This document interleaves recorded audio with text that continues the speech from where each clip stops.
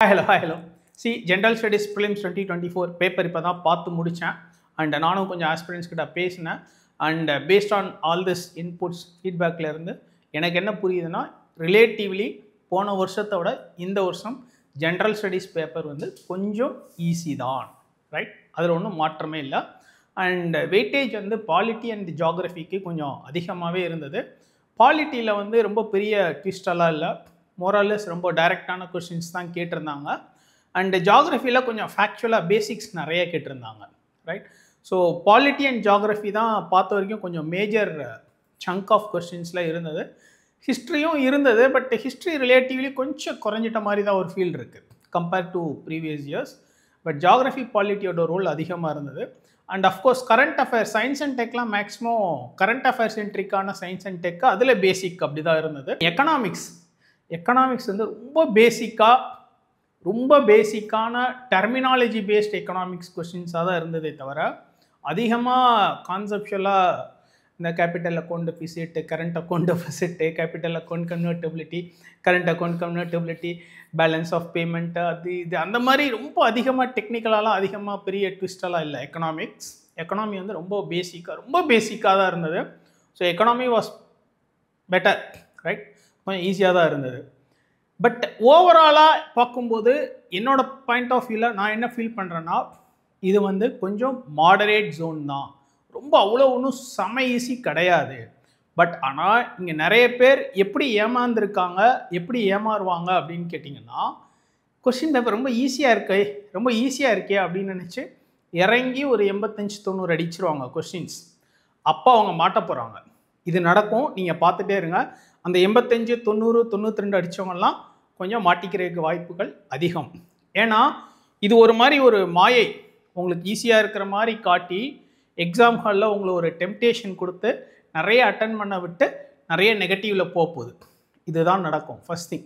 Second thing என்ன அப்படின்னு கேட்டிங்கன்னா, இப்போ ஜென்ரல் ஸ்டடீஸ் பேப்பர் ஈஸியாக இருக்கிறதுனால கட் ஆஃப் ஏறுமான்னு கேட்டிங்கன்னா, எனக்கு தெரிஞ்சு பெருசாக சேஞ்செலாம் ரொம்ப பெருசாக எல்லாம் ஜம்ப் ஆகிறதுக்கு வாய்ப்புகள் கம்மி தான். ஏன்னா சிசாட் அங்கே ஒரு செக் இருக்குது. சிசாட்டில் மினிமம் கட் ஆஃப் எடுக்கணும். அண்டு சிசாட்டில் நிறைய பேர் போன வருஷமே வந்து பார்த்திங்கன்னா ஜிஎஸ்சில் நல்ல கட் ஆஃப் வச்சுருக்கவங்க 100+ வச்சவங்கலாம் சிசாட்டில் போயிடுச்சு. அதனால் அவங்களோடதே வரல. ஸோ இந்த வருஷமும் ஒருவேளை ஜிஎஸ்சில் கொஞ்சம் கட் ஆஃப் ஏறினாலும் சிசாட்டில் ஒரு செக் வச்சுட்டாங்கன்னா திருப்பி கட் ஆஃப் இறங்க தான் போகுது. ஸோ மோரார்லெஸ் கட் ஆஃப்ன்றது அந்த ஜோனுக்குள்ளே தான் நிற்குன்றது என்னோட ஒரு ப்ரெடிக்ஷன், சரிங்களா? மேபி சரி அரௌண்ட் ஒரு 80-82 நின்றும் தான் நான் நினைக்கிறேன், comparing both GS and CSAT. ஏன்னா சிசாட்டில் ஒரு பெரிய செக் பாயிண்ட் இருக்கும். ஏன்னா எப்போவுமே நான் பார்த்த வரைக்குமே இந்த ஜென்ரல் ஸ்டடீஸில் நல்ல ஸ்கோர் இருக்கிற நிறைய பேர் சிசாட்டில் மாட்டிக்கிறாங்க. இது வந்து நான் லாஸ்ட் ஒரு 2-3 இயர்ஸாக அந்த சைக்கிள் பார்த்துட்டே இருக்கேன். ஸோ என்னோட ஒரு இதில் என்ன தோணுதுன்னா, அதுதான் நடக்கும். இங்கே நம்ம நினைக்கிற மாதிரி ரொம்ப 100, 110, 120 எல்லாம் கட் ஆஃப் ஜிஎஸ்ல ஏறுமான்றது கொஞ்சம் டவுட்டு தான். இன்கேஸ் இன்னும் சிசாட் பேப்பர் வரலை, ஒருவேளை சிசாட்டும் ரொம்ப டெட் ஈஸியாக கேட்டுட்டாங்கன்னா மேபி கட் ஆஃப் ஜம்ப் ஆகிறதுக்கு வாய்ப்பு இருக்குது. பட் எனிவே கட் ஆஃப் ஏறுதா இறங்குதா அப்படிங்கிறத தாண்டி அந்த ஃபிக்ஸ்டு நம்பர் ஆஃப் வேக்கன்சிஸ்னு ஒன்று இருக்கு இல்லையா, ஒரு 1000 சொச்சம் வேக்கன்சிஸ், அதுக்குள்ளே தான் எனிவே அந்த ரேஷியோ தான் அவன் எடுக்க போகிறான். என்ன தான் கட் ஆஃப் ஏறினாலும் பேப்பர் ஈஸியாக இருந்தாலும் நம்ம அந்த ஜோன் ஆஃப் அந்த நம்பர் ஆஃப் வேக்கன்சிஸ்க்குள்ளே வந்தால் மட்டும்தான் நம்ம வந்து மேலே ஜம்ப் ஆக முடியும். ஸோ எப்போவுமே நான் என்ன சொல்லுவேன் அப்படின்னு கேட்டிங்கன்னா, பேப்பர் டஃப்பாக இருந்து நம்ம டீசெண்டாக பெர்ஃபார்ம் பண்ணால் நமக்கான ஸ்கோப் அதிகம். ஆனால் பேப்பர் ஈஸியாக இருந்துட்டால் நம்மளால் கரெக்டாக கெஸ் பண்ணவே முடியாது எப்படி வரும் அப்படின்றது கொஞ்சம் கஷ்டமாக தான் இருக்கும். பேப்பர் ஈஸியாக இருக்கும்போது காம்படிஷன் டஃப்பாக இருக்கும்.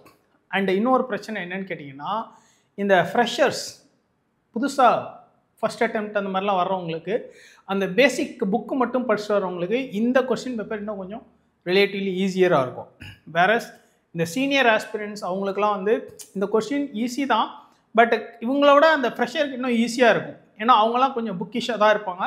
அந்த மாதிரி புக்கிஷாக இருக்கிறவங்களுக்கு இந்த பேப்பர் வந்து இன்னும் கொஞ்சம் ஹேண்டியாக என்ன சொல்கிறது, அப்படியே லட்டு மாதிரி இருக்கும்.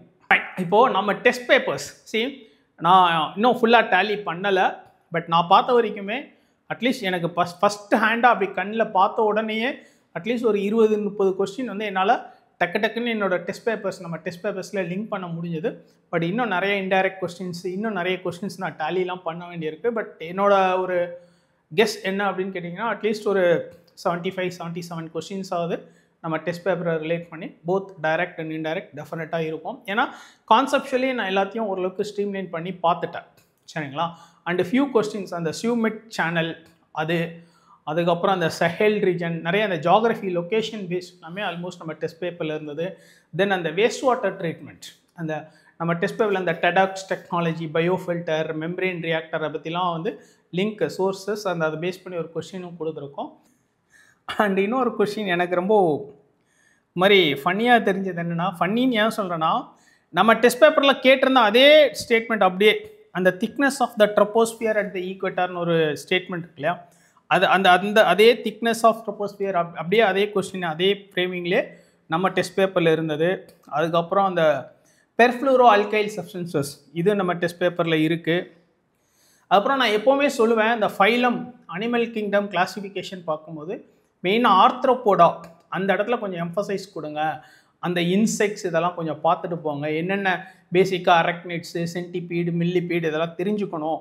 இதில் டெஃபினட்டாக கொஸ்டின் வரும். நம்ம டெஸ்ட் பேப்பரில் அது ரிலேட்டடாக கொஸ்டின் அதை பேஸ் பண்ணி கேட்டிருக்கோம். அண்ட் அதே பேர் இங்கேயுமே அந்த இன்செக்ட் பேஸ்ட் கொஸ்டின் ஒன்று கேட்டிருந்தாங்க.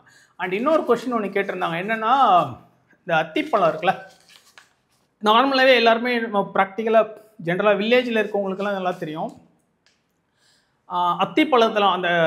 அத்திப்பழத்தில் வந்து புழு நிறையா இருக்கும் அப்படின்னு சொல்லுவாங்க, பூச்சி நிறையா இருக்கும் அப்படின்னு சொல்லுவாங்க. அது என்னென்னா, அந்த அத்திப்பழம் வந்து பாலினேட் ஆகி அது பழமாக ஆகும்போதே உள்ளுக்குள்ளே அந்த வேஸ்ப் இன்செக்ட் இருக்கும். இது நார்மலாக ரொம்ப சாதாரணமாக நான்லாம் ஊரில் பேசின தெரிஞ்ச ஒரு விஷயம்னு வச்சுக்கோங்களேன். அது வந்து ஒரு கொஸ்டினாகவே இங்கே வந்திருக்கு. அதாவது எந்த ஒரு பர்டிகுலர் ஃப்ரூட்டில் அந்த பிளான்ட் அந்த இதில் இந்த ஒரு இன்செக்ட் வந்து எவால்வ் ஆகி அந்த பாலினேஷன் நடக்குது அப்படின்னு ஒரு கொஸ்டின் இருக்குது. ஸோ அதுவும் வந்து ரொம்ப ஈஸியான கொஸ்டின் தான். பட் அது எவ்வளோ பேர் கரெக்டாக கெஸ் பண்ணாங்க, இல்லை எவ்வளோ பேருக்கு அந்த ஃபேக்ட் அந்த விஷயம் தெரியும் அப்படின்னு தெரில. பட் நிறைய கொஸ்டின் அந்த மாதிரியும் அடிக்கிற மாதிரி தான் இருந்தது, சரிங்களா. அதுக்கப்புறம் வந்து பார்த்திங்கன்னா, இந்த டோட்டல் ஃபெர்டிலிட்டி ரேட்லாம் ரொம்ப பேசிக். இதெல்லாம் வந்து எனக்கு தெரிஞ்சு ஒரு விஏஓ எக்ஸாமில் கேட்குறதுக்கான ஸ்டாண்டர்ட் கொஸ்டின், டோட்டல் ஃபெர்டிலிட்டி ரேட்னா என்ன அப்படிங்கிறது. சில கொஸ்டின்லாம் அப்படி தான் இருந்தது. ரொம்ப எனக்கு தெரிஞ்சு ஸ்டாண்டர்ட் கம்மின்னா எனக்கு ஃபீல் ஆகுது சில கொஸ்டின்லாம் பார்க்கும்போது. ஸோ அதெல்லாம் இன்னும் கொஞ்சம் பெட்டராக கேட்டிருக்கலாம். அதுக்கப்புறம் நான் இன்னொரு கொஸ்டின் பாருங்கள், அந்த ஃபியூவல் செல் எலக்ட்ரிக் வெஹிக்கிள்ஸ். ஆக்சுவலாக நான் ஒரு ஆஸ்பிரண்ட் கிட்ட பேசினேன். அதாவது அதில் என்னென்னா, which one of the following is the exhaust pipe emission from fuel cell electric vehicles powered by hydrogen. Water vapour தான். பட் அந்த ஆஸ்பிரண்ட் என்னென்னா, கொஞ்சம் எக்ஸாஸ்ட் பைப் எமிஷன் பயங்கரமாக ஃப்ரேமிங் இருக்கவட்டியும் அது வேறு ஏதோ நினச்சி ஹைட்ரோனியம் சம்திங் மாற்றி போட்டா அப்படின்னாரு. ஸோ அந்த ஃப்ரேமிங்கில் சில இடத்துல ஒரு சின்னதாக ஒரு அண்டர்ஸ்டாண்டிங் வைஸ் ஒரு சின்ன இது இருந்தது. தென் இந்த நைட்ரிக் ஆக்சைடு, நைட்ரஸ் ஆக்சைடு, ஏன்னா லாஸ்ட் ஒரு 1 இயர் கரண்ட் அஃபேரில் நைட்ரஜன் பேஸ்டு காம்பவுண்ட்ஸ் நிறைய இருந்தது. நம்ம டெஸ்ட் பேப்பர்லேயும் அதை பேஸ் பண்ணி நிறைய கொஸ்டின்ஸ், நிறைய நியூஸ் சோர்ஸ் லிங்க்லாம் கொடுத்துருந்தோம். அண்ட் அந்த என்ன சொல்ற டைலேஷன் ஆஃப் பிளட் வெசல்ஸ் பாடியில் அந்த நைட்ரிக் ஆக்சைடு, நைட்ரஸ் ஆக்சைடு அந்த கொஸ்டின் ஒன்று கேட்டிருந்தாங்க. இதெல்லாம் ரொம்ப ஈஸியான ஒரு கொஸ்டின் தான். Geography almost all the questions வந்து ரொம்ப மேனேஜபிளாக ரொம்ப ஈஸியான ஒரு கொஸ்டின். அதுக்கப்புறம் இன்னும் ரொம்ப பேசிக்காக ஈஸியாக ஒரு கொஸ்டின் கேட்டிருந்தாங்க, என்னென்னா இந்த கிரவுண்ட்நட்டு, ஹார்ஸ் கிரீம், சோயாபீன் இதெல்லாம் கொடுத்துட்டு how many of the above belong to the pea family. இது ரொம்ப easy. Then flying fox question நம்ம டெஸ்ட் பேப்பரில் இருக்கிற ஒரு கொஸ்டின் தான். ஃப்ளையிங் ஃபாக்ஸு நிறைய இருக்குது, ரொம்ப ஈஸியாக தான் இருக்குது இந்த பேப்பர், அவ்வளோ ஒன்றும் ஒரு டஃப்பான பேப்பரில். தென் இந்த கோகோ ப்ரொடியூசர்ஸ் நம்ம டெஸ்ட் பேப்பரில் கோகோ ட்ரையாங்கிள்னு ஒரு கொஸ்டின் கொடுத்துருந்தோம். அந்த கானா, கோட்டே டிவேர் அந்த பெல்ட்டு. ஸோ அதுவும் நம்ம டெஸ்ட் பேப்பரில் கேட்ட கொஸ்டின் தான். ஸோ இன்னும் நிறைய இருக்குது, இன்னும் நான் நிறைய டேலி பண்ணி சொல்கிறேன். பட் இப்போதைக்கு எனக்கு பார்த்தனே டக்குன்னு சொல்கிறத மட்டும் நான் சொல்லிகிட்டு இருக்கேன். இந்த கொஸ்டின் நான் எப்போவுமே அந்த அனிமல்ஸ் கேட்பேன், இது பேர்டா, இது ஃபிஷ்ஷா, அந்த மாதிரி ஒரு வாட்டி. அதில் எகெயின் இந்த ஃப்ராகாப்பர், சிக்காடா, இன்செக்ட்ஸ். அந்த ஆர்த்ரோபோட் இன்செக்டை பேஸ் பண்ணி 3 கொஸ்டின் வந்திருக்கு. இது நான் கிளாஸில் பயாலஜி கிளாஸில் ஸ்ட்ரெஸ் பண்ணி சொன்ன ஒரு விஷயம். இந்த ஃப்ரேம் ஒர்க், அந்த இன்செக்ட்ஸ் ஆர்த்ரோபோடுங்கிறது ரொம்ப இம்பார்ட்டன்ட்டு, எக்கனாமிக் சிக்னிஃபிகன்ஸோடு தெரிஞ்சுக்கணும். அண்ட் நம்ம டெஸ்ட் பேப்பரில் ரிப்பீட்டடாக இதே ஃபார்மேட்டில் வேறு கொஸ்டின் கேட்டிருக்கோம். ஸோ அதுவும் ரொம்ப ஒரு மாதிரி கொஞ்சம் ஈஸியான கொஸ்டின் தான். ப்ரொவைடட் கொஞ்சம் அந்த ஆர்த்ரோபோடா, இன்செக்ட்ஸ் அந்த ஏரியா வந்து கொஞ்சம் நல்லா பார்த்துருக்கணும். தென் இந்த ரிட் ஆஃப் ப்ரொஹிபிஷன், இந்த ரிட் ஆஃப் ப்ரொஹிபிஷன் கொஸ்டினும் ஆல்மோஸ்ட் சிமிலர் ஃப்ரேமிங் நம்ம டெஸ்ட் பேப்பரில் அப்படியே இருக்கிறது தான். பாலிட்டி எனிவே சிம்பிள் தான், பட் ஸ்டில் டெஸ்ட் பேப்பரில் அப்படியே சிமிலர் ஃப்ரேமிங்கில் நம்மக்கிட்ட இருக்குன்றதுனால ஐம் ஜஸ்ட் ஹைலைட்டிங். அதுக்கப்புறம் சுமெட் பைப்லைன் வந்து டெஸ்ட் பேப்பரில் இருக்கிற ஒரு கொஸ்டின். அப்புறம் அந்த யுனெஸ்கோ ஹெரிட்டேஜ் இதெல்லாமே டெஸ்ட் பேப்பரில் இருக்குது தான். இப்போ இன்ஃபேக்ட் லாஸ்ட் டெஸ்ட்டில் கூட அந்த சாக்ரட் என்செம்பிள்ஸ் ஆஃப் ஹொய்சாலஸ் நம்ம ஒரு கொஸ்டின் கேட்டிருந்தோம். ஸோ மணி பில் இதெல்லாம் ரொம்ப நார்மல் கொஸ்டின் தான், அவ்வளோ ஒன்றும் டஃப்பான கொஸ்டின்ஸ் கிடையாது. தென் இந்த army, navy, air force match following அந்த கரெக்ட்லி பேர் அந்த மாதிரி கேட்டிருக்காங்க இல்லையா, அதுவும் ரொம்ப பேசிக்கான ஒரு கொஸ்டின் தான். மேபி இந்த சிடிஎஸ் எல்லாம் படிச்சுட்டு யூபிஎஸ்சி சிவில் சர்வீசஸ் எழுதுறாங்கன்னா அவங்களுக்கு இன்னும் கொஞ்சம் ஈஸியாக அதை அட்டாக் பண்ண முடியும். எத்திக்ஸ் கமிட்டி இதுவும் ரிப்பீட்டடாக நியூஸில் இருந்த கரண்ட் அஃபேர்ஸ் அண்ட் டெஸ்ட் பேப்பரில் ரொம்ப ரிப்பீட்டடாக கேட்ட கொஸ்டின் தான், right? So on the whole வந்து பார்த்திங்கன்னா பேப்பர் வந்து கொஞ்சம் ஈஸியாக தான் இருக்குது பார்க்குறதுக்கு.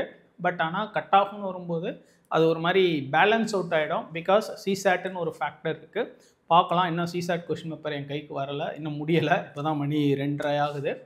ஸோ சிசாட்டை பொறுத்து தான் ஜிஎஸோட கட் ஆஃப் எப்படின்னு சொல்ல முடியும். பட் ஸ்டில் அது ஈவன் அவுட் ஆகிடும். அண்ட் எல்லாருக்குமே ஜென்ரலாக ஒரு சீரியஸ் கேண்டிடேட்ஸ் எல்லாருக்குமே நான் சொல்கிறது என்ன அப்படின்னு கேட்டிங்கன்னா, ப்ரிலிம்ஸ் கிளியர் ஆகுமா ஆகாதான்ற பற்றி ஒரி பண்ணாதீங்க. நீங்கள் உண்மையிலேயே சீரியஸான கேண்டிடேட்டாக இருக்கீங்கன்னா கிளியர் ஆகுதோ இல்லையோ மெயின்ஸுக்கு படிக்க ஆரம்பிச்சிடுங்க. ஒருவேளை கிளியர் ஆகலைனாலும் எப்படியும் அடுத்த அட்டெம்ப்ட் நீங்கள் கொடுக்க தான் போகிறீங்க. ஸோ அதுக்கு இது கரெக்டாக இருக்கும். ஏன்னா அடுத்த அட்டெம்ப்ட்டுக்கு நீங்கள் இப்போ படிக்கிற மெயின்ஸ் யூஸ் ஆகும், ஒருவேளை உங்களுக்கு கிளியர் ஆகாமல் போயிட்டாலும். ஸோ கிளியர் ஆகுமா ஆகாதாங்கிற டவுட்டெல்லாம் எடுத்து வச்சுட்டு ஒரு சீரியஸ் கேண்டிடேட்டாக இருந்தால் இம்மீடியட்டாக நீங்கள் வந்து மெயின்ஸ் படிக்க ஆரம்பிச்சிடலாம். Let us see what happens. Otherwise next attempt, right? ஏன்னா யூபிஎஸ்சியில் இதெல்லாம் ரொம்ப சாதாரண, அரசியல் இதெல்லாம் சகஜமாக பண்ணுற மாதிரி யூபிஎஸ்சியில் ரிப்பீட்டட் அட்டெம்ப்ட்டுங்கிறது ரொம்ப சாதாரணமான ஒரு விஷயம். நம்ம அதுக்கெல்லாம் வந்து மென்டலி ரெடி ஆகி தானே இங்கே வந்திருக்கோம். ஸோ அந்த ப்ராசஸ் அப்படிங்கிறது கண்டினியூ ஆகிட்டே இருக்கட்டும். Wish you all the very best. Thank you.